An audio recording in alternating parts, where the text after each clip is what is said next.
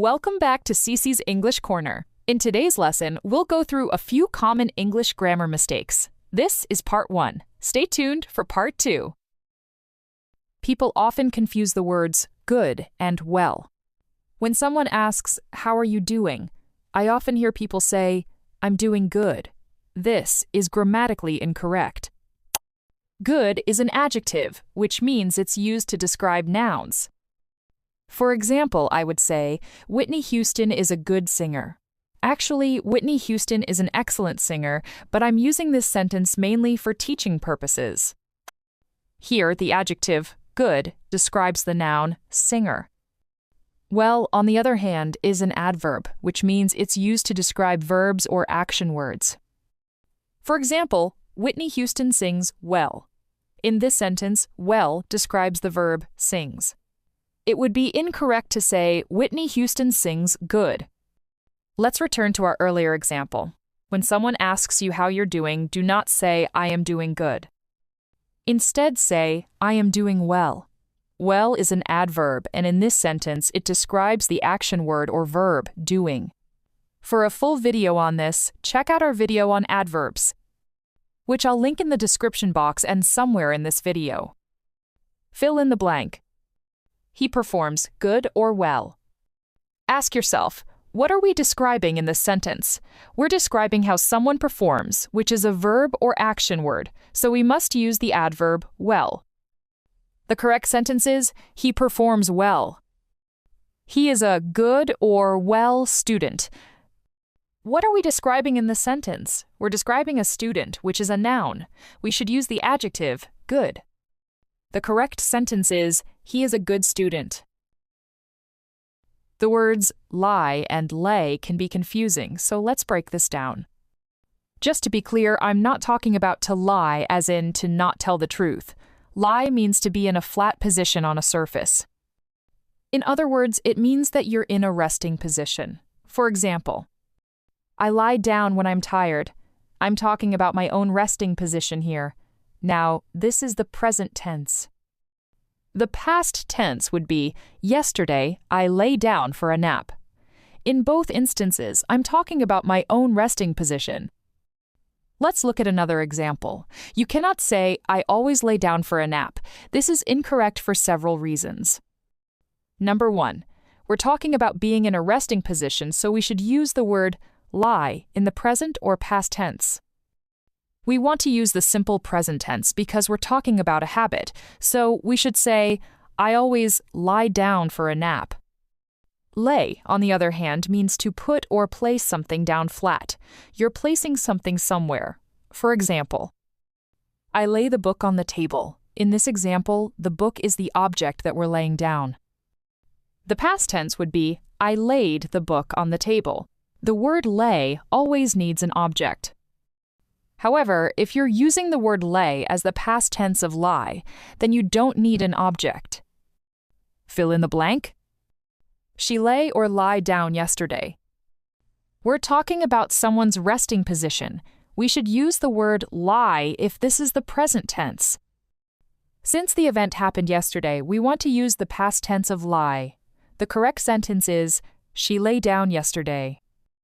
I lay or lie the flowers on the desk. We're placing an object on the table, so we should use the word lay if this is the present tense. If this were the past tense, we would use the word laid. The correct sentence is, I lay the flowers on the desk.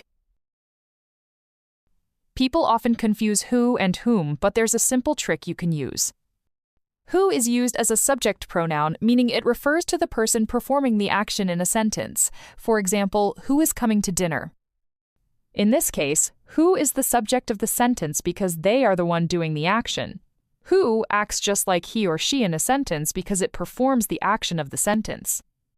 Whom, however, is an object pronoun, and it's used when the person is receiving the action. For example, to whom did you give the gift? Here, whom is the object of the preposition to. Whom functions just like him or her because it receives the action in a sentence. A helpful trick is to replace who with he or she, or whom with him or her when you're not sure which one to use. For example, I'm trying to figure out whether to use who or whom in this sentence. Who or whom do you want to invite to the party? I would say, I want to invite him to the party. I wouldn't say, I want to invite he to the party. This means that whom makes the most sense. If you think about it, whom is the person receiving the action in the sentence. In this case, the person is receiving the action of being invited to a party. In other words, it is the object of the verb invite. Fill in the blank. This is the person who or whom I met yesterday. I would rewrite this as I met him yesterday.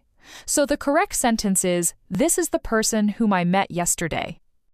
Sarah and me are going to the store. Yikes, this is incorrect. It's similar to the previous mistake we talked about with who versus whom. I is a subject pronoun, so use it if the person is performing the action in the sentence. On the other hand, me is an object pronoun, so use it when the person is receiving the action in the sentence. Back to our example.